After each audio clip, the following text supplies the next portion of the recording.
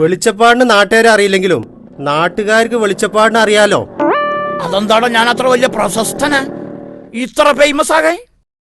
അതല്ല, എന്നാലും ഇത് നിങ്ങൾക്ക് ഇരിക്കട്ടെ. എന്താണ്ട്? ഇത് കുറച്ച് ഫോറിൻ സാധനങ്ങളാ. ടോർച്ച്, വാച്ച്, ടേപ്പ് റിക്കാർഡ്, പിന്നെ കുറച്ച് സാധാരണ സാധനങ്ങളുണ്ട്. ഇതെന്തിനാണ്ടൊക്കെ പൂറയ്ക്ക് എനിക്ക് ഞാൻ എന്നെ ശരിക്കൊന്നും അറിയും കൂടിയില്ല.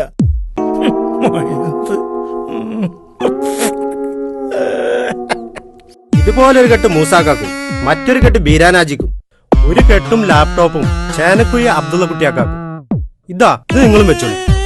ഇങ്ങനെ നാട്ടിലുള്ള എന്നെ പോലുള്ള പെർമാണികൾക്കൊക്കെ പ്രോത്സാഹനം കൊടുക്കാൻ അനക്കെന്താണ്ട് പിരാന്തോ? എനിക്ക് ഭ്രാന്തി ഉണ്ടായിട്ടല്ല, പെണ്ണ് കെട്ടാൻ പൂതി വെച്ച് നടക്കാൻ തുടങ്ങിയിട്ട് കൊല്ലം 8ആയി. ഓരോ തവണ ഞാൻ ഗൾഫിൽ നിന്ന് വരുമ്പോഴും ബാപ്പയും ഇക്കാക്കന്മാരും അമ്മമാരൊക്കെ കൊണ്ടുപിടിച്ച് പെണ്ണാലോചന നടത്തും. നല്ല ഓരോ ആലോചന വരികയും ചെയ്യും.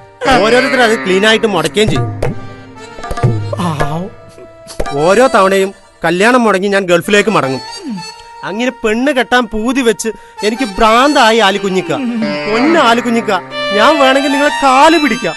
അക്കാര്യം ഞാൻ മറ്റാളുകളോടും പറഞ്ഞിട്ടുണ്ട്. ദയവ് ചെയ്ത് ഇപ്രാവശ്യം എന്റെ കല്യാണം മുടക്കരുത്. ഇപ്രാവശ്യം ലീവ് തീരുന്നതിന് മുമ്പെങ്കിലും എന്നെ പെണ്ണ് കെട്ടാൻ സഹായിക്കണം. ഞാൻ സഹായിക്കാം, പക്ഷെ മൂസിയും വീരാനാജിയൊക്കെ ഓലൊക്കെ സഹായിക്കാന്ന് പറഞ്ഞിട്ടുണ്ട്. ഓൽക്ക് ഞാൻ കൊണ്ടുവന്ന തോക്ക് കാണിച്ചു കൊടുത്തിട്ടുണ്ട്. എന്തേ തോക്ക് നിങ്ങൾക്കും കാണണം? ആ തോക്ക് ഇങ്ങനെ നീട്ടിപ്പിടിച്ച് കാഞ്ചി വലിച്ച ടേറ്റയെന്ന് പൊട്ടുന്ന 1ാം തരം ഇസ്രായേലി മെയ്ഡ് പിസ്റ്റള്. പ്രാവശ്യമെങ്കിലും എന്റെ ലീവ് തീരുന്നതിന് മുമ്പ് എന്റെ കല്യാണം നടന്നില്ലെങ്കിലേ ആ തോക്ക് കൊണ്ട് ടേറ്റയെന്ന് പൊട്ടിച്ച് ഞാൻ അങ്ങോട്ട് പോകും. ഗൾഫിലേക്കല്ല, ജയിലിലേക്ക്. മനസ്സിലായില്ലേ? ഏതായാലും എന്റെ കല്യാണം നടക്കൂല.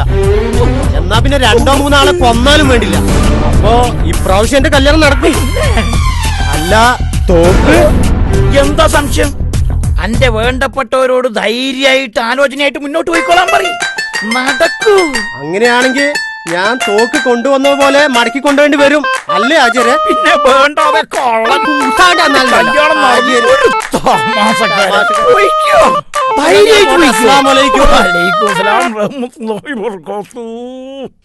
തോക്ക് ഒലക്ക വായിക്കണം.